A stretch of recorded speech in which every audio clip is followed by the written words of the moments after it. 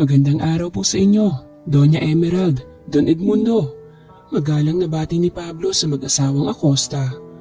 Magandang araw din sa iyo, Pablo. Kamusta kayo rito? Matagal-tagal din na hindi kami nakabalik dito.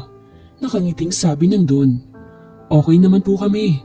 Tulad po ng dati ay maganda pa rin po ang ani natin ngayon. Mabuti naman kung ganun. Nasaan pa lang mag-ina mo, Pablo? Tanong ng Donya. Nasa palengke po pala sila, Doña Emerald. Mamimili po ng lulutuin mamayang gabi. Ah, ganun ba? Opo. Ayan na po pala sila. Tukoy niya sa mag-ina niya. Pagdating niya na Clarita at Samara, ay kaagad na bumati silang dalawa sa amo nila. Magandang araw po, Doña Emerald, Don Edmundo. Magalang na bati ng mag-ina. Magandang araw din sa inyo, Samara, Clarita. Dalaga ka na talaga, Iha Samara. At mas lalo ka pang gumaganda ngayon.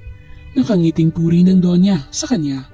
Nako, maraming salamat po sa pagpuri, Doña Emerald. Nahihiyang sabi ni Samara. Ikaw talagang bata ka, hindi ka pa rin nagbabago. Mahiyain ka pa rin. Pumasok na kayo at may pasalubong ako sa inyo. Nakangiting sabi ng Donya, kaya mabilis na sumunod ang mga ito sa Donya na pumasok. Ugali na talaga ng mag-asawang Acosta na magdala ng pasalubong kapag umuwi sila sa kanilang hasyenda para sa kanilang mga trabahador. Bukod sa mayaman ng angkan ng mga Acosta, kilala rin sila na isang mabuting mga tao. Kaya marami ang humahanga at rumerespeto sa mga ito. Ang bait talaga ni Donya, no? Talagang hindi sila nagbabago ng pakikitungo sa atin. Puri ni Samara sa mga amo nila. Oo anak, matagal na tayo dito sa kanila. Pero ni minsan ay hindi pa ako napagalitan ng mag-asawang yan. Kaya nga napakalaki ng respeto namin ang tatay mo sa kanila. Nakita niyo po ba yung anak nila, Nay? Oo naman, napakagwapo ng batang yon. At tulad ng Donya. At Don, mabait din si Raul. Ganun po ba? Bakit po wala ditong anak nila Don? Tanong ulit ni Samara. Ay nakong bata ka, tama na nga yung mga tanong mo. Magluto na tayo. Ikaw talaga kung ano-ano yung pinagsasasabi mo. May gusto ka ba kay Raul? Naku Samara ha?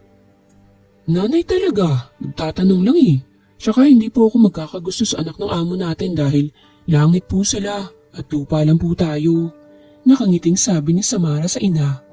Sa likod ng pinto ay lihim na napangiti ang Donya sa narinig niya sa dalawa.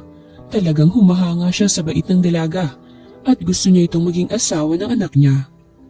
Nagsama-samang kumain sina Samara at magulang niya kasama ng Don at Donya. Sa gitna ng pagkain nila ay nagsalita ang Don. Ilang taon ka na ba, Iha? Tanong ng Don sa dalaga. 19 na po, Don. Magalang niyang sagot sa amo nila. Ganun ba? Kung sakali bang ipakasal kita kay Raul ay papayag ka ba? Seryosong sabi ng Don. Agad na nabitin sa ere ang hawak na kutsara ni Samara na may lamang pagkain dahil sa narinig. Wag naman po kayong magbiro ng ganyan, Don. Hindi po magandang biro yan eh. Nauutal niyang sabi. Hindi nagbibiro si Edmundo, Iha. Talagang gusto naming mag-asawa na ipakasal ka sa anak namin. Dahil ikaw ang gusto namin para kay Raul. Kaya sana pumayag ka. Ikaw na lang ang hindi namin nasasabihan. Yan ang isa sa dahilan kung bakit kami umuwi rito sa asyenda. Hindi nakakibusi si Samara sa sinabi ng Donya. Yumuko lang siya at nasa pagkain lang ang tingin niya. Pag-isipan mong mabuti ang alok namin sa iyo, Iha. Dahil bukas na bukas ay pauuwiin namin si Raul dito sa Pilipinas. Segunda ng Donya. Nakahiga si Samara pero bumabalik pa rin sa isip niya ang sinabi sa kanya ng Don at Donya. Ayoko pang mag-asawa dahil hindi pa ako nagsasawa sa pagiging dalaga ko. Diyos ko naman, ba't naman po ganito? Hindi ko naman po hinangad na mapangasawa ng isang mayaman. Sapat na po sa akin na ganito ako. At least, wala po akong maraming utang. Napatawa pa si Samara sa naisip niya. Pero totoong ayaw pa niyang mag-asawa. Kaya kung pwede pa niyang pigilan ng mga ito, ay pipigilan niya. Basta wag lang siyang makasal sa anak ng amo nila. Tay, Nay, hinging saklolo ni Samara sa ina. Nagkasundo na kami anak, pati ang nanay mo ay pumayag na. Ikaw na lang hinihintay namin, Samara. Alam naman namin na labag sa loob mo itong gagawin namin. Pero para na rin to sa iyo anak. Para kung wala na kami ay may pamilya kang masisilungan. Seryosong pakiusap ng ama ni Samara sa kanya. Bakit po parang nagpapaalam na po kayo sa akin, Tay? Tila naiiyak na sabi ng dalaga. Hindi namin hawak ang buhay namin, Samara. Sinisiguro lang namin na malalagay ka sa mabuting kalagayan bago pa kami kunin ang nasa itaas. Hindi na napigilan pa ni Samara na tumulo ang luha niya. Sige po, kung yan po ang gusto nyo, gagawin ko po. Papayag na po ako. Mahigpit na niyakap ni Samara ang ama niya, pati ang kanyang ina na tahimik lang na nakikinig sa kanila. Maraming salamat anak. Dahil sa tawag ng ama, ay napilitang umuwi si Raul ng Pilipinas. Wala naman talaga siyang balak na umuwi. Pero pag ama na niya ang nag-utos sa kanya, ay wala siyang magagawa kundi ang sundin ang gusto nito. Mabilis lumipas ang araw. Nasa Pilipinas na si Raul at kasalukuyang nagpapahinga na sa bahay nila sa Maynila. Doon muna siya tumuloy bago siya tuluyang pumunta sa Hacienda Acosta. Abala si Samara sa pagwawalis sa labas ng bahay nang may biglang humintong kotse sa tapat ng bahay. Bumukas ang pinto nun at lumabas doon ang isang lalaki.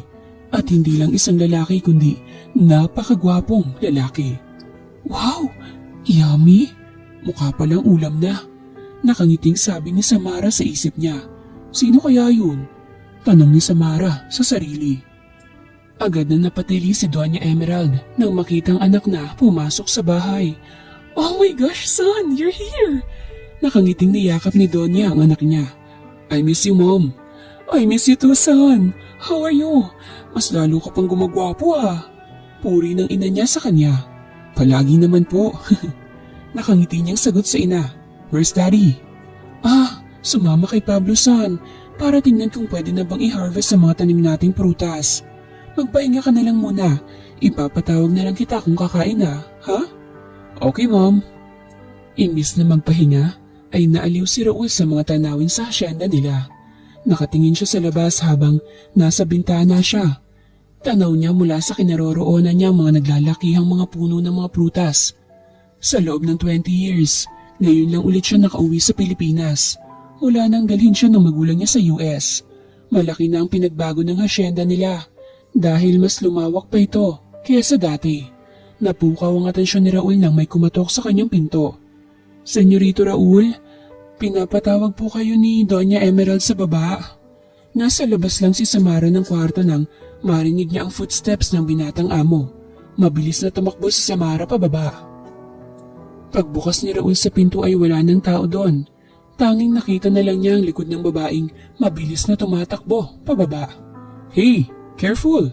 Sigaw niya sa babae pero hindi nakinig si Samara. Diretso lang itong tumakbo pababa.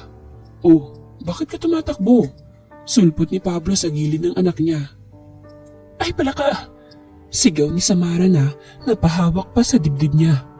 Tatay naman, ba't naman po kayo nang gugulat? Reklamo ni Samara sa ama. Hindi kita ginugulat. Para ka kasi hinahabol ng aso sa bilis mong tumakbo eh. Bakit ka ba tumatakbo? Ha? Wala naman po tay. Nag-practice lang po akong tumakbo. Palusot niya sa ama. Saan? Dito, sa loob ng bahay. Nahihiya namang nagbabase sa Samara ng tingin. O sige na, maiwan na kita. Magkaharap si Doña Emerald at Clarita. Magkaharap din si Don Edmundo at Pablo.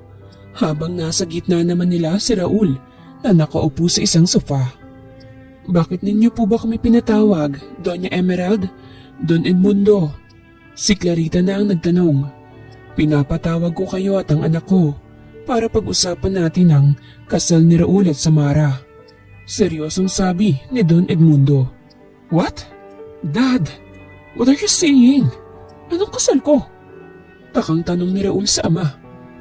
Oo, iho. Kasal niyo ni Samara. Napagkasunduan namin ng daddy mo na ipakasal ka kay Samara, whether you like it or not. Ang mami na niya ang nagsalita. Oh, come on, Mom. Nagdesisyon kayong ipakasal ako without my permission? No way. Hindi ako magpapakasal. Sagot ni Raul sa ina. Susunod ka sa gusto namin, Raul. Dahil kung hindi ay kay Samara mapupunta lahat ng ari-arian namin at wala kang makukuha kahit konti mula sa amin. Seryosong sabi ng ama niya. Agad na dumilim ang mukha ni Raul dahil sa narinig mula sa kanyang ama. Kaya niyo ba ako pinauwi dahil dito? Dahil lang dyan sa walang kwentang kasal na yan? Actually, yes iho. Ang ina na niya ang sumagot. Doña Emerald, lalabas lang po muna kami. Pag-usapan niyo po muna yan ng masinsinan. Tayo na, Clarita. Lumabas na ang mag-asawa. Naiwan naman si Doña Emerald, Raul at Don Edmundo. No, Mom. No, Dad. Hindi niyo pwedeng gawin sa akin to. Galit na sabi ni Raul. Ginawa na namin, Raul. At mangyayari yun. Alam namin na nabigla ka sa desisyon namin. Pero sinasabi namin sa iyo na magiging mabuting asawa si Samara sa iyo. Malakas na buntong hininga ang pinakawalan ni Raul. Kahit ayaw niya, ay wala na siyang magagawa pa. Dahil ayaw naman niya mapunta kay Samara ang lahat ng ari-arian ng magulang niya na dapat ay para sa kanya. Fine, papayag na ako. Pero bubukod kami ng bahay matapos naming maikasal. Pagsang-ayon ni Raul. Oh God, thank you. Thank you, son. Don't worry. May nakalaan ng bahay para sa inyo. Huwag ka nang mag-alala. Nakangiting sabi ng kanyang ina. Tumayo na si Raul at lumabas na ng library. Naiwan naman ng dalawang mag-asawa na may ngiti sa kanilang mga labi. Dumiretso si Raul sa likod ng bahay nila kung saan meron dong falls. At least doon ay marerelax niya ang utak niya. Damn this life. Kung alam ko lang na ito palang mangyayari, mabuti pang hindi na lang ako umuwi eh. Naiinis na sabi ni Raul sa sarili. Saktong dumating siya sa falls nang dumating din si Samara para sana maglinis. Pero nang makita nito si Raul ay mabilis siyang tumalikod para umalis. Pero di pa siya nakakalayo nang mahablot na siya ni Raul sa kamay. At saan ka na naman pupunta? You're Samara, right? Pinasadahan niya ng tingin ang dalaga mula ulo hanggang paa. Not bad. Ngumiti siya nang nakakainsulto kay Samara. Ano ba? Bitiwan mo nga ako. Nasasaktan na ako. Reklamo ni Samara. Talagang masasaktan ka sa akin at sisiguraduhin kong pagsisisihan mo ang panunulusol mo sa magulang ko para lang pakasalan ka. Galit na sabi ni Raul. Kaagad na lumipad ang isang kamay ni Samara sa pisngi ni Raul kaya hindi kaagad nakapag-react ang binata. Alam ko namang napipilitan ka lang na pakasalan ako. Kaya ka lang naman pumayag dahil sa magulang mo. At bakit? Tinanong mo na ba ako kung gusto ko rin bang magpakasal sa'yo? Tulad mo, napipilitan lang din ako. Kaya wag kang umasa na parang ikaw lang ang dehado. Dahil parehas lang tayong dalawa. Sa tingin mo ba, gugustuhin kong maikasal sa isang katulad mo? Never kong gugustuhin yun. Alam mo kung bakit? Dahil bihira nilang ang mayaman ngayon na hindi basurang tingin sa aming mahihirap. Galit na sabi ni Samara. Sa kanya iniwan ng binata sa likod ng bahay. Napahilamos naman si Raul sa mukha niya dahil sa ginawa niya. Isang linggo lang lumipas ay ikinasal na si Samara at Raul. Isang simpleng kasal lamang ang naganap. Ayon na rin sa gusto ng magulang ni Samara. Matapos ang kasal nila ay nagpasya na si Raul na uuwi na sa Maynila at doon na sila titira sa bahay na regalo ng magulang niya sa kanila. Mag-iingat ka doon anak ha. Huwag mong pababayaan ang sarili mo. Wala kami doon para maalagaan ka. Paalala ng ina ni Samara. Huwag na po kayong mag-alala sa akin, Nay. Magiging okay lang po ako ron. Mag-iingat din kayo rito. Mamimiss ko kayong dalawa ni tatay. Mamimiss ka rin namin anak. O sige na, nasa labas na ang asawa mo. Sabay nang lumabas ng bahay ang mag-ina. Alagaan mo ng mabuti ang asawa mo, son. Huwag ko lang malalaman na pinaiyak mo ang asawa mo, Raul. Dahil talagang malilintikan ka sa akin. Banta ng ina ni Raul sa kanya. Naiiling nilang si Raul sa ina. Hindi niya alam kung ano bang pinakain ng asawa niya sa kanyang ina. Bakit gano'n na lang ito mag-alala sa asawa niya? Sumakay na si Samara sa backseat pero pinalabas siya ni Raul. Hindi mo ako driver kaya dito ka sa front seat sumakay. Dahil ayaw ni Samara ng gulo ay sinunod na lang niya si Raul. Bye Mom, Dad. Mag-iingat kayo sa biyahe iho. Sana pagbalik niyo rito ay may apo na kami. Nakangiting sabi ng Donya kaya namula ng husto ang mukha ni Samara sa hiya. Mabilis lang na nakarating sa Maynila ang dalawa. Pagdating nila sa kanilang bahay ay diretsyo nang lumabas si Raul at pumasok sa loob ng bahay, habang si Samara ay naiwan naman sa loob ng sasakyan. Wala man lang ka-gentle-gentle sa katawan. Kainis! Reklamo ni Samara. Pagpasok niya sa loob ng bahay ay siya ring pagbaba ni Raul sa hagdan. Aalis ako. Huwag mo na akong hintayin. Gagabihin ako sa pag-uwi. Magluto ka na rin ang makakain mo. Yung green pala na pinto, yun ang magiging kwarto mo. Magkasama lang tayo sa iisang bahay pero hindi sa iisang kwarto. And one more thing, ayokong pinakikialaman ng gamit ko, lalo na sa loob ng kwarto ko. Iniwan na ni Raul si Samara na hindi pa rin nakakibo. Pagpasok ni Samara sa loob ng kwarto niya, ay pabagsak niyang inihiga ang katawan sa kama at iniisip niya kung ano kayang magiging buhay niya kasama ang kanyang asawa. Maghahating gabi na nang makauwi si Raul sa bahay nila. Madilim na paligid ang bumungad sa kanya dahil nakapatay lahat ng ilaw sa loob ng bahay nila. Kinapa niyang switch ng ilaw at ini-on ito. Nang lumiwanag na, ay kaagad na tiningnan niya ang kusina pero walang bakas doon ni Samara. Wala ring palatandaan na ginalaw ito kaya dumiretso na lang siya sa kwarto ng asawa para tingnan ito. Dahan-dahan niyang binuksan ang pinto at maingat siyang pumasok sa loob ng kwarto. Doon niya nakita ang asawa na mahimbing na natutulog. Kaagad niya itong nilapitan at kinumutan. Nilakasan din niya ang aircon para komportable itong makatulog. Para kasi itong nagtitipid ng kuryente sa hina ng aircon. Unang pagkakataon na natitigan ni Raul ang mukha ng asawa niya. Ngayon ko lang nalaman na mas maganda ka pa pala sa inaakala ko. Pinasadahan niya ng tingin ang kabuuan ng asawa hanggang sa dumapo ang mata niya sa manipis na labi ng asawa. Lihim pang napalunok si Raul dahil sa nakita. The heck? Mahina niyang mura nang uminit ang katawan niya. Damn! Mabilis na lumabas si Raul sa kwarto ng asawa at pumunta siya sa sariling kwarto niya. Pagdating niya dun ay sa banyo kaagad siya dumiretso. Kaagad siyang naligo para kahit papaano ay maibsan ang nararamdaman niyang init sa katawan. What the heck? Mura ulit ni Raul nang mas uminit pa ang katawan niya nang maalala ang mukha ng asawa niya. Ba't bang hirap mong pigilan? Damn you, Samara! Galit na sabi ni Raul dahil sumasakit na ang puso niya. Buisit, wala ka pang ginagawa. Para na akong tinutorture sa init ng katawan ko. Damn you! Paulit-ulit na sabi ni Raul lang matapos siya sa pagliligo. Saka pa lang siya lumabas ng banyo. Guminhawa na ang pakiramdam niya. Nakahiga na siya sa kama habang iniisip pa rin ang kanyang asawa. Hindi na niya namalaya na nakatulog na pala siya. Kinabukasan ay maagang nagising si Samara para magluto ng pagkain nilang mag-asawa. Kahit naman hindi niya gusto ang asawa ay obligasyon pa rin naman niya ang pagsilbihan nito. Tapos na ako magluto. Kumain na tayo dahil nagrereklamo na mga alaga ako sa tiyan. Diretsyong sabi ni Samara kay Raul na kabababa lang. Marunong ka palang magluto? Tanong ni Raul sa asawa. Bakit? Sa tingin mo ba hindi marunong magluto ang mga probinsyana? Wala akong sinasabi na ganyan. Oo nga pala, may ginawa akong agreement para sa ating dalawa. Andun lahat ng ayaw ko. At nandun lahat ng bawal. First bawal? Bawal na bawal kang ma-inlove sa akin. Huwag kang mag-alala, hindi naman ako mai-inlove sa'yo. Putol ni Samara sa sinabi ni Raul. Good. And two? Mamaya mo na sabihin yan dahil gutom na ako. Wala kasi akong kain kagabi. Nakalimutan kong hindi pa pala ako kumakain. Oo nga pala, pumasok ka ba sa kwarto ko kagabi? Nagtataka kasi ako kung bakit meron na akong kumot. At para akong nilalamig sa lakas ng aircon. Agad na napaubos si Raul sa sinabi ng asawa niya.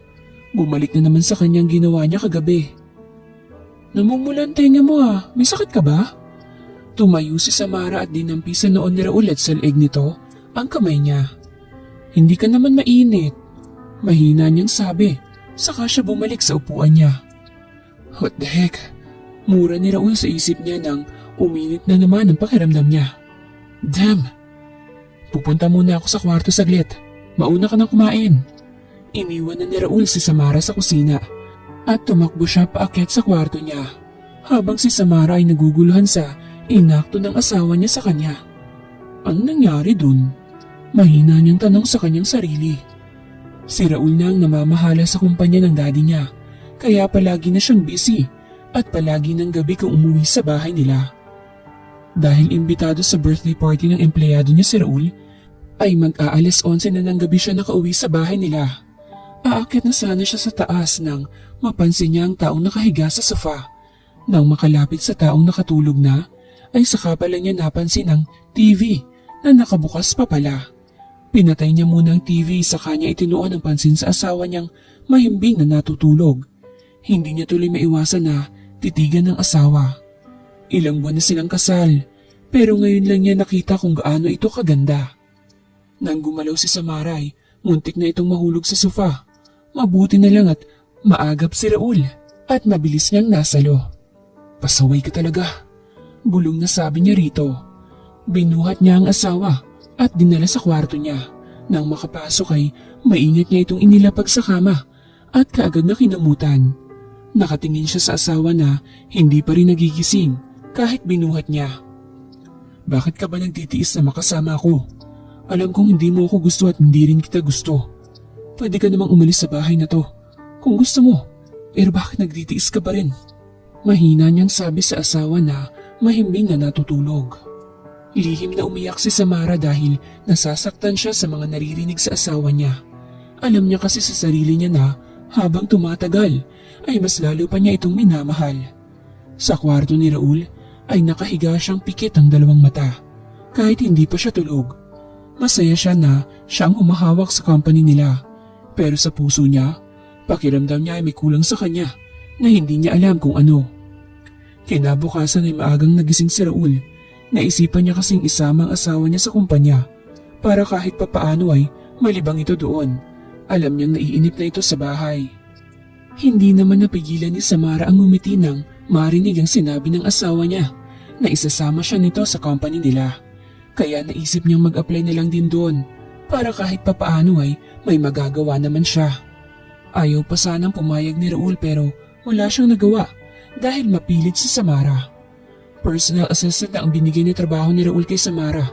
Tanging pagtitimpla lang ng kape at papaalalahanan lang siya sa mga schedule niya kung sakaling makalimutan niya ito. Kahit na hindi gusto ni Raul ang asawa niya, ay trinato pa rin niya ito ng mabuti. Hindi lang dahil sa tugon ng mami niya, kundi dahil asawa niya na ito. Coffee sir? Tanong ni Samara sa asawa niya at matamis na ngumiti rito. Nakatulala lang si Raul na tumingin kay Samara na ngumiti sa kanya. Parang kakaiba ang pakiramdam niya. Parang may kung ano ang humaplos sa puso niya sa kakaibang ngiti nito. Wag lang masyadong matamis. Ayoko ng matamis na kape. Mahinahon niyang sagot. Copy sir.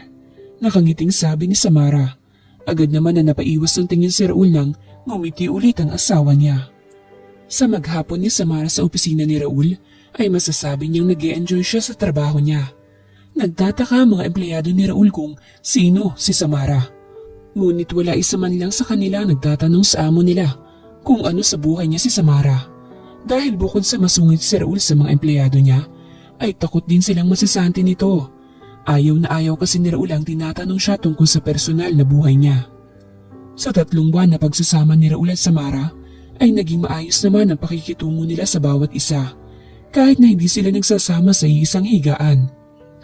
Gulat ang reaksyon ni Samara ng isang araw, ay dumalo ang biyenan niya at magulang niya sa bahay nila. Nay! Tay! Masaya niyang tawag sa mga ito. Ngumiti naman ang nanay ni Samara at ang tatay niya. Masaya niyang niyakap ang mga ito, isa-isa. Mabuti naman po't napadalaw kayo rito. Namimiss ko na kayo. Masaya niyang sabi sa nanay niya at tatay niya. Namiss ka rin namin anak, kaya kami sumama kina Don Edmundo at Doña Emerald dito. Tikim ni Doña Emerald, kaya natuon sa Doña ang tingin ni Samara. Magandang umaga po, Doña Emerald, Don Edmundo. Bati ni Samara sa mga biyenan niya. Oh my God, iha! Samara, anong Doña Emerald at Don Edmundo? Aba, hindi ako papayag na yan ang itatawag mo sa amin. Kailangan mami ang tawag mo sa akin at daddy kay Edmundo. Dahil mula nang ikasal kayo ni Raul ay anak ka na namin. Nakasimangot na sabi ng Donya. Nahiya naman kaagad si Samara dahil sa sinabi ng biyenan niya. Tama ang asawa ko, iha. Mommy at daddy nang itatawag mo sa amin dahil anak ka na rin namin. Sabi ng biyenan niyang lalaki. Nahihiya namang tumango si Samara habang ngumingiti lang ang nanay at tatay niya. Inanyayahan niya ang mga ito na pumasok na sa loob ng bahay nila. Tulad ni Samara ay gulat din ang reaksyon ni Raul nang makita ang magulang niya at magulang ng asawa niya. Hindi niya kasi ine-expect na pupunta ang mga ito sa bahay nila. Kita niya kung gaano kasaya ang mga ito habang kausap ang asawa niya sa may sala. "Saan?" Tawag ng mami ni Raul sa kanya nang makita siya nito na bumababa sa hagdan. "Mom, Dad." Nakipagbeso siya sa ina at nakipagmanhag siya sa kanyang ama bago siya bumaling sa mga biyenan niya. Nagmano siya sa magulang ng asawa niya bago siya umupo sa tabi ng asawa niya. "Mabuti naman po at nakadalaw kayo rito." Mahinahon niyang tanong sa mga magulang nila habang ginagap niya ang kamay ng asawa. Nakaramdam ng kakaiba si Samara nang hawakan ni Raul ang kamay niya. Pilit niyang kinukuha ang kamay pero hindi ito binibitawan ni Raul at pinagsalikop pa nito ang kamay nilang dalawa. Napangiti naman ang magulang ni Raul at Samara nang makita ang sweetness nilang dalawa. "So ano, may aasahan na ba kaming apo sa inyong dalawa?" Nakangiting tanong ni Doña Emerald kay Raul at Samara. Agad na umiwas ang tingin si Samara habang si Raul ay nakangiti lang na tumingin sa magulang nila.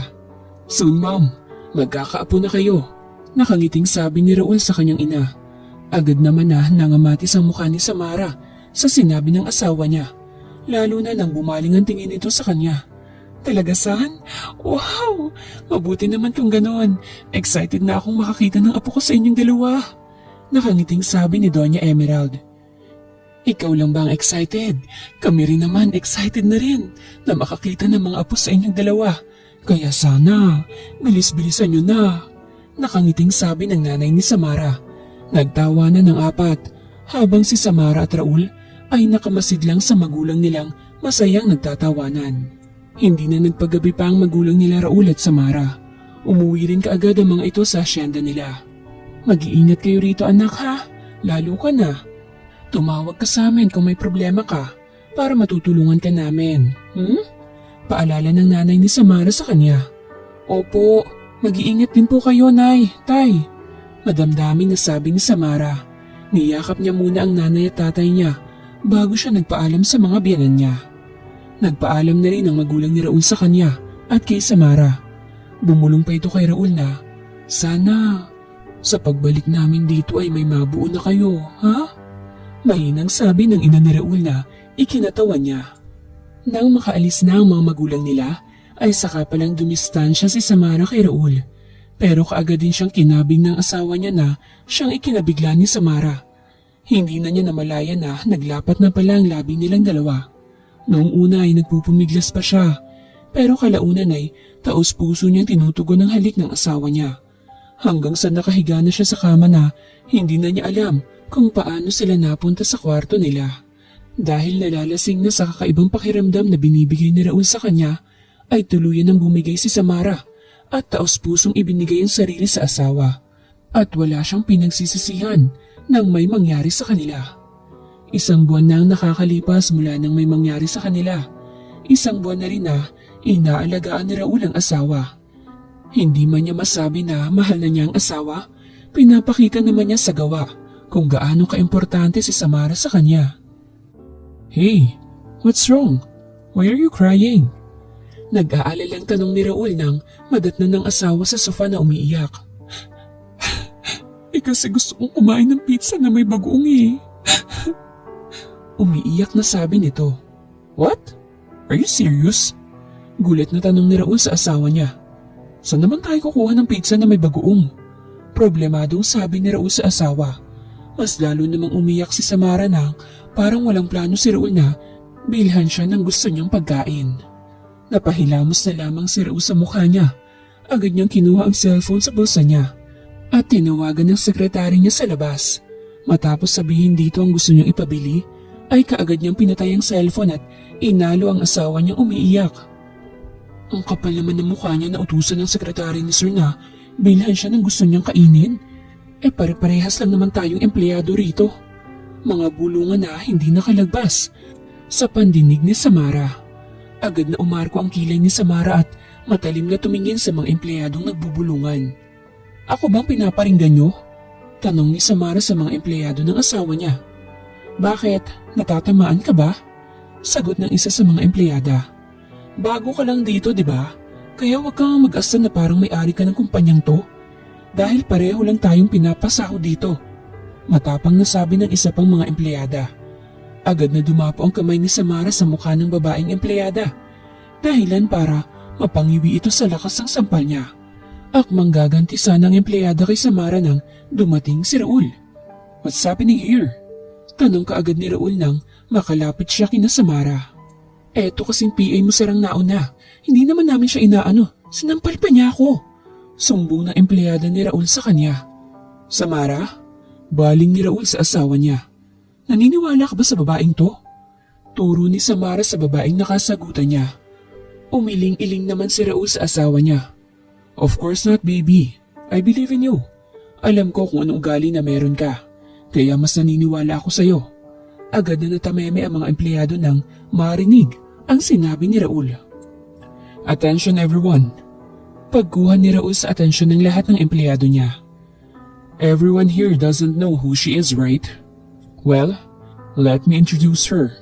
This woman beside me is my wife, Samara Acosta. Kung sino man ang hindi rumerespeto sa kanya, hindi rin rumerespeto sa akin. At huwag ko lang malalaman na pinag-uusapan yung asawa ko. Dahil sisiguraduhin kong wala na kayong babalikan na trabaho dito. Understood? Yes, sir. Sabay-sabay na sabi nila. Good. For now, bumalik na kayo sa mga trabaho nyo. And you? Turo niya sa babaeng muntik nang sumampal kay Samara. Subukan mong sampalin ulit ang asawa ko. Sisiguraduhin kong may kalalagyan ka. Nagkakaintindihan ba tayo? Yes, sir. Nanginginig na sagot ng babae. Good. Let's go, wife. Your bagoong and pizza is here. Natatawa niyang sabi sa asawa na ngayon ay nakasimangot na tumingin sa kanya. You're cute while your face is... Hindi na naituloy pa ni Raul ang sasabihin niya nang takpan ni Samara ang bibig niya. Ang ingay mo. Reklamo ni Samara na ikinatawa ni Raul. Napansin niyang ilang araw ng ganito ang asawa niya. Mula sa hindi pala salita, ngayon ay maingay na at pabago-bago ang mood nito na labis niyang ipinagtataka. Pero binabaliwala na lang niya dahil aminin man niya o hindi, ay mahal niya na ang asawa. Hindi lang niya kayang sabihin dito dahil nahihiya siya dahil sa kasunduan na ginawa niya. Sa sumunod na araw ay busy si Raul na pumipirma sa mga papers nang biglang bumukas ang pinto ng opisina niya. Ang akala niya ay sekretary niya, pero nang mag-angat siya ng tingin ay si Lena pala, ang babaeng nakilala niya sa eroplano nang umuwi siya ng Pilipinas. Napadalaw ka? Kaagad niyang tanong rito. Bakit? Bawal na ba akong pumunta rito? Umalis lang ako saglit tapos ganyan ka na magsalita sa akin. Tila nagtatampo nitong sabi kay Raul. Wala akong sinabi. Maikling sagot ni Raul kay Lena. Umupo si Lena sa mesa ni Raul at tiningnan siya nito ng seryoso. You know how much I love you, right? Tanong ni Lena kay Raul. Yeah. Tipid na sagot ni Raul dito. Bakit ba hanggang ngayon ay hindi mo pa ako kayang mahalin? Ginawa ko ng lahat para lang magustuhan mo. Ano pa bang kulang sa akin? Sabihin mo sa akin at gagawin ko. Nagsusumamong sabi ni Lena kay Raul. I'm so sorry but I have my wife and I love her. Simpleng sagot ni Raul kay Lena na ikinatameme nito. What the hell? No! Nagbibiro ka lang, di ba? Hindi totoong may asawa ka. Sabihin mong nagbibiro ka lang. Please. Pakiusap ni Lena. Pero walang tugon si Raul. Kaya hinila niya ang necktie nito at siniil ito ng halik. Hindi kaagad nakagalaw si Raul sa ginawa ni Lena. Hanggang may biglang nahulog sa sahig. Kaya kaagad na itinulak ni Raul si Lena. At nanlaki ang mata niya nang makita ang asawa niya sa pinto na umaagos ang luha sa mga mata nito. Wife! Tawag niya sa asawa niya. Hindi naman nakagalaw si Lena sa kinauupuan niya nang magsalita si Raul. Agad na tumakbo si Samara kaya hinabol ito ni Raul. Wife, please, let me explain. Pero hindi nakinig si Samara. Patuloy lang itong tumakbo hanggang sa nakasakay na ito ng taxi. Galit na sinuntok ni Raul ang pader kaya dumugo ang kamao niya. Gulat ang reaksyon ni Lena nang maabutan niya si Raul sa labas na dumudugo ang kamao nito. Raul! Tawag niya rito, pero tiningnan lang siya ni Raul ng matalim. Huwag ka nang lumapit sa akin. Dahil sa'yo umalis ang asawa ko na hindi man lang nakikinig sa sasabihin ko. Galit na sabi ni Raul. Hindi alam ni Lena kung anong gagawin niya. Ngayon lang nagalit ang lalaking mahal niya sa kanya. Sa taxi ay panay ang iyak ni Lena. Sobrang nasasaktan siya sa nakita niya at hindi niya nais pang magpakita sa asawa niya. Sa Hacienda Acosta tumuloy si Samara. Nagtataka pa ang magulang nila kung bakit siya dumating bigla sa hacienda. Umiiyak lang na niyakap ni Samara ang nanay niya, habang galit naman sina Don Edmundo at Doña Emerald. Isang buwan na mula nang umalis si Samara. Isang buwan na rin na palaging naglalasing si Raul. Kahit sa opisina niya ay palagi siyang galit. Konting mali lang ng mga empleyado niya ay pinapagalitan na niya o di kaya'y sinasisante niya. Alam niyang nasa hacienda lang ang asawa niya, pero hindi niya mapuntahan ang asawa dahil galit sa kanya ang magulang niya. Todo alaga ang magulang ni Samara at Raul sa kanya. Mula kasi nang magsuka siya, ay pina-check up na siya ng Donya. Doon nila nalaman na buntis pala siya, kaya mga ito na ang nag-alaga sa kanya para daw safe ang baby niya. Hanggang ngayon ba hindi mo pa rin siya kayang patawarin? Tanong ng nanay niya sa kanya. Alam kong mahal mo ang asawa mo, sabihin mo man o hindi. Nakikita ko sa mga mata mo kung gaano mo siya kamahal. Mahinahon na sabi ng nanay Clarita niya. Masakit pa po kasi Nay. Hindi ko pa po kayang kausapin siya. Naiiyak na sabi niya sa kanyang ina. Anak, alam kong nasasaktan ka pa. Pero hinayaan mo man lang ba na magpaliwanag siya sa'yo? Umiiling-iling lang si Samara sa ina niya. Ayun naman pala eh. Sa buhay na mag-asawa anak, hindi nawawala ang sakit. Dahil kakambal yan ang saya na nararamdaman natin. Alam kong mismo na siya. Kaya sige na, puntahan mo na siya. Alam kong tulad mo'y naghihintay rin siya sa pagbabalik mo. Niyakap ni Samara ng mahigpit ang ina niya at nagpaalam na babalik na siya sa asawa niya na sinang-ayunan naman kaagad ng magulang niya at magulang ni Raul. Sana ay magkaayos na kayo iha. Alam kong hinihintay ka na ng asawa mo. Nakangiting sabi ni Doña Emerald sa kanya. Ngumiti lang si Samara sa magulang nila. Saka siya sumakay ng bus papuntang Maynila. Maghahating gabi na nang dumating si Raul galing sa trabaho. Doon na lang niya isinubsob ang oras niya para kahit papaano ay malibang siya. At pag uwi niya ay kaagad na siyang makatulog dahil sa pagod. Pero nang pumasok siya sa kwarto niya ay kaagad na bumilis ang tibok ng puso niya nang makitang may nakahiga sa kama niya at hindi siya pwedeng magkamali. Ang asawa niyang humiga sa kama. Nakailang kura pa siya para masiguro niyang si Samara nga ang nakita niya. Baka kasi nananaginip lang siya sa sobrang pangungulila niya sa kanyang asawa. Pero ganoon pa rin ang nakita niya, kaya hindi na niya napigilan pang lapitan ito at niyakap ng mahigpit. Kahit tulog ito, isiniksik niya ang ulo sa leeg ng asawa at sininghot-singhot ang mabangong amoy nito.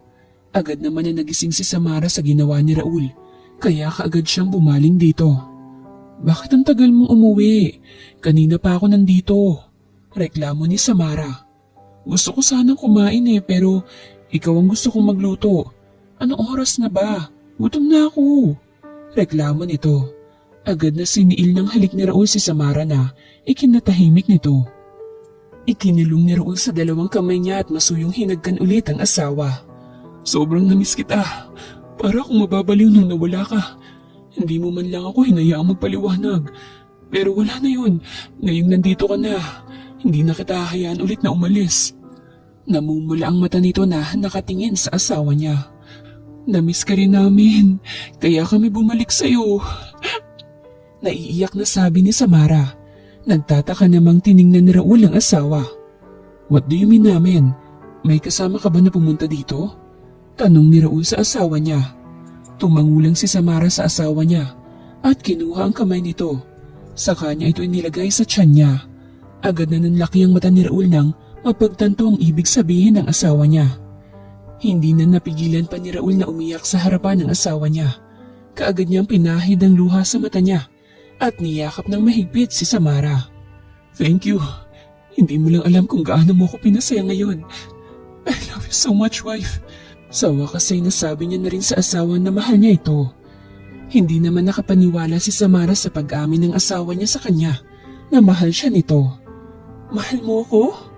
Paninigurado niya kay Raul na tinanguan lang ni Raul. Nakangiting niyakap ni Samara ang asawa at siya na mismo ang humalik rito. Pero agad din siyang napatigil nang kumulo ang tiyan niya dahil sa gutom. Agad na tumayo si Raul at dinala ang asawa sa kitchen para ipagluto ito. Pumasok kinabukasan si Raul sa opisina niya na maaliwalas na ang mukha, kaya nagtataka ang mga empleyado niya sa kanya. Kahit ganoon ay nakahinga sila ng maluwag. Dahil takot talaga ang mga ito pagalit si Raul. Ilang empleyado na kasi niya ang sinasante niya, kaya maingat ang mga ito sa ginagawa nila. Kasunod na dumating ni Raul si Lena. Pumasok ito kaagad sa opisina ni Raul kahit walang pahintulot galing kay Raul. "Why are you here?" Tanong kaagad ni Raul kay Lena nang makaupo ito. "Dinadalaw ka. Bakit? Bawal na ba kitang dalawin ngayon?" Sagot ni Lena kay Raul. Sumandal si Raul sa swivel chair niya at seryosong tiningnan si Lena. "Yeah, ipapaban kita sa kumpanyang to para hindi ka na makapasok pa rito." Seryosong sabi ni Raul. "What? No, hindi mo pwedeng gawin yan sa akin, Raul." Galit na sigaw ni Lena. "At bakit hindi? Kaya kong gawin ang lahat. Mawala ka lang sa landas ko. Huwag mo akong subukan dahil hindi mo alam kung anong kaya kong gawin sa'yo." Hindi ka agad nakagalaw si Lena sa kinauupuan niya nang marinig ang sinabi ni Raul sa kanya. Tumayo si Raul at lumabas ang opisina niya. Iniwan niya sa loob si Lena. Seryoso lang ang mukha niya habang naglalakad. Pero nang makita niya ang taong papasok sa pinto ng kumpanya, ay kaagad na nagbago ang mood niya at masayang sinalubong ang asawa niya na may dalang paper bag na sa tingin niya ay pagkain ng laman. Nang makalapit na si Samara, ay kaagad niya itong niyakap at siniil ng halik sa harap ng mga empleyado niya. "Hey, wait lang. Nasa harapan tayo ng mga empleyado mo." Nahihiyang sabi ni Samara kay Paul. "So what? You're my wife. At wala silang pakialam kung hahalikan kita sa harapan nila." Kontra ni Raul sa sinabi ng asawa niya. Agad naman na namula ang mukha ni Samara dahil kinikilig siya sa kaswitan ng asawa niya. Kahit ang mga empleyado ay kinikilig sa sweetness ng dalawa. Kaya naman pala masaya si Sir dahil nandito na pala ang asawa niya. Bulungan ng mga empleyado niya na hindi binigyan pa ng pansin ni Raul. Unti-unti nang lumalaki ang siya ni Samara at todo alaga naman si Raul sa asawa niya. Kapag may check-up ito ay hindi siya pumapasok sa kumpanya para masamahan ito. Sa tuwing may pasok si Raul sa opisina niya ay isinasama niya si Samara. Ayaw niya kasing iwan ito sa bahay nila ng mag-isa. "May meeting ako ngayon Okay lang ba kung dito ka na lang muna sa opisina? 1 oras lang naman ang meeting ko at babalik ako kaagad." "Oo naman, dito lang ako." Sang-ayon ni Samara kay Raul. "Okay, kapag may kailangan ka tumawag ka lang sa akin, Hinagkan muna ni Raul ang noo ng asawa bago niya ito hinalikan sa labi. Lumuhod din siya sa harap ng asawa para mahalikan din niya ang malaki na nitong tiyan. "Baby, aalis lang si Daddy ha. Dito lang kayo ni Mommy. Babalik ako kaagad." Nakangiting kinausap nito ang anak sa loob ng tiyan ni Samara. Nanonood lang ng video si Samara sa cellphone hanggang sa dalawin siya ng antok at hindi na niya napigilan pang pumikit. Tahimik na pumasok si Lena sa opisina ni Raul at ang unang bumungad sa kanya, si Samara na mahimbing na natutulog. Kaagad niya itong nilapitan at tinitigan ng mabuti. "Kawawa ka naman. Hindi ko hahayaang makuha mo si Raul mula sa akin. Akin lang siya kaya papatayin kita. Para wala na akong kaagaw pa sa kanya at isama mo na rin yung anak mo." Kaagad na sana niyang sasaksakin si Samara nang may biglang humablot sa kanya. Kaya natumba siya. Hindi na nakagalaw pa si Lena nang mahigpit na hinawakan ni Raul ang kamay niya. "Sa tingin mo ba hahayaan kung may gagawin kang masama sa mag-ina ko?" "Never kung hahayaan yan, Lena." Mabilis naman na pumasok ang mga pulis sa opisina ni Raul na tinatawagan na pala niya bago pa siya pumasok sa loob ng opisina niya. Mabuti na lang at may nakatawag sa kanyang mga empleyado na nandito si Lena kaya nagmamadali siyang bumalik sa opisina niya. Kaagad na pinusasan si Lena ng mga pulis at dinala para ikulong. Habang si Samara ay tulog na tulog pa rin ito. Wala itong kamalay-malay sa mga nangyayari. Minabuti ni Raul na hindi na lang sabihin sa asawang nangyari. Kahit sa magulang niya hindi na rin niya sinabi. Alam niyang mag-aalala ang mga ito sa asawa niya. Kaya nanahimik na lang siya dahil nasa kulungan na rin naman si Lena. Dumating ang kabuwanan ni Samara. Hindi na pumasok pa si Raul sa trabaho niya. Doon na lang niya dinala ang trabaho sa bahay nila para maalagaan at mabantayan niya si Samara. Habi! Tawag ni Samara sa asawa. Habi! Ulit na tawag niya pero walang sumasagot sa kanya. Raul, ano ba? Sigaw ni Samara kaya naalimpungatan si Raul sa sigaw ni Samara. Wife, andito lang ako. Sagot niya sa asawa. Bilisan mo na at mga anak na yata ako, Raul. Sigaw niya. Mabilis na tumakbo si Raul sa taas kung nasaan ang asawa niya. Mga anak na? Oo, sabi. Sigaw ni Samara kaya tarantang binuhat ni Raul ang asawa at dinala sa ospital. Kaagad din naman na inasikaso si Samara pagkarating nila doon. Palakad-lakad lang si Raul habang hinihintay na lumabas ang doktor sa delivery room. 1 oras ang itinagal ng doktor sa loob bago ito lumabas. Kaagad din naman itong sinalubong ni Raul. Dok, kamusta ang asawa ko? Tanong niya kaagad dito nang makalapit siya sa doktor. Okay lang siya at congratulations Mr. Acosta. Babae ang anak niyo. Hintayin mo na lang na mailipat na siya sa kwarto niya. Maiwan na muna kita. May aasikasuhin pa kasi akong ibang pasyente. Pwede mo na rin siyang makita. Nakangiting sabi ng doktor. Salamat, Dok. Pasalamat ni Raul sa doktor. Nang makaalis ang doktor, ay saka pa lang siya pumasok sa loob.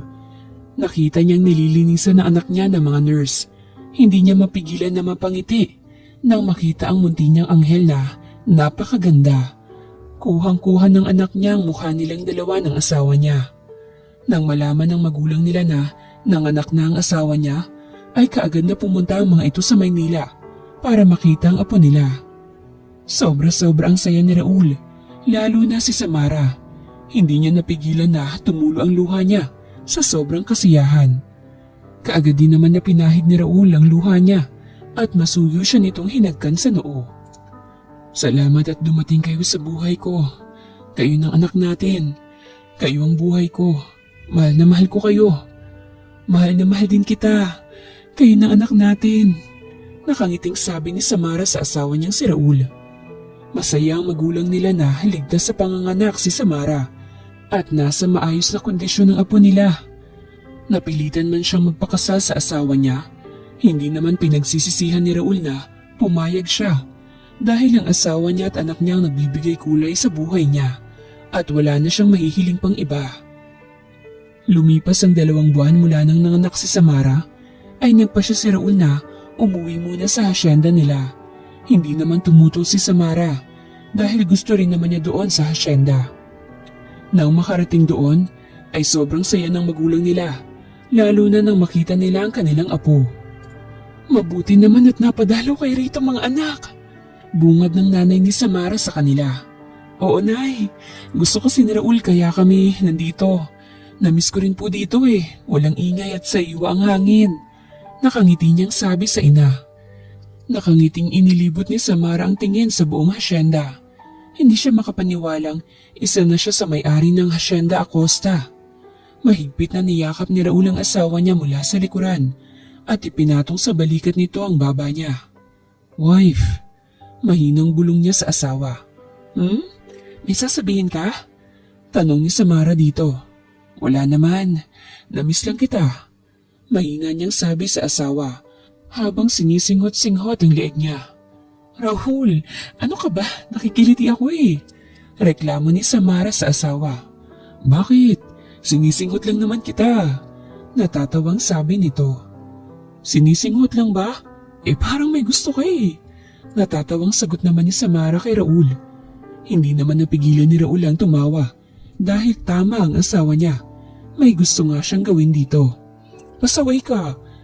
Natatawang sabi ni Samara. Siya na mismo ang humarap sa asawa at siniil ito ng halik na kaagad namang tinugon ni Raul.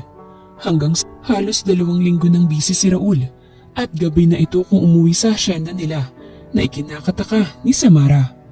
Kahit ganoon, ay walang tanong ang lumalabas sa bibig ni Samara dahil may tiwala naman siya sa asawa niya. Hanggang sa isang araw, habang naglilibot si Samara sa asyenda, ay nagtataka siya kung bakit may mga taong nagbibigay sa kanya ng mga bulaklak. Hanggang sa nakarating siya sa bahay nila ay may nagbibigay pa rin ng bulaklak sa kanya. Maging ang mga binan niya at magulang niya ay nagbibigay din sa kanya ng bulaklak. Huling nagbigay sa kanya ang asawa niyang malaki ang ngiti sa kanya. "Habi, ano to?" Nagtataka niyang tanong sa asawa niya. Umiti lang si Raul at lumuhod sa harapan niya. Napatakip naman ng bibig si Samara sa ginawa ng asawa niya. "Wife, alam kong napilitan ka lang din noon na pakasalan ako. Pero thank you pa rin at tinanggap mo ko. At ngayon, gusto kong patunayan sa iyo kung gaano kita kamahal. Mrs. Samara Acosta, will you marry me again?" Hindi na nagpakipot pa si Samara. Agad na siyang tumango sa asawa niya. "Oo naman, Habi. Papakasal ako sa iyo ulit." Naluluha niyang sagot sa asawa niya. Kaagad na isinuot ni Raul sa kamay ni Samara ang diamond ring na binili niya sa Maynila at niyakap ng mahigpit ang asawa niya. "Thank you, wife." Nagpalakpakan ng mga tao sa asyenda at masayang binati sina Samara at Raul ng mga tauhan nila. Isang linggo lang ay ikinasal na ulit sila Samara. Masaya ang mga magulang nila Raul at Samara na sa wakas nakita na nilang tunay na nagmamahalan na ang dalawa at handa na silang labanan ang mga pagsubok pa na dumarating sa buhay nila bilang mag-asawa. "I love you. I love you more, Habi." Bulong ni Samara sa asawa ngayon ay mahigpit na nakiyakap sa kanya. Wakas.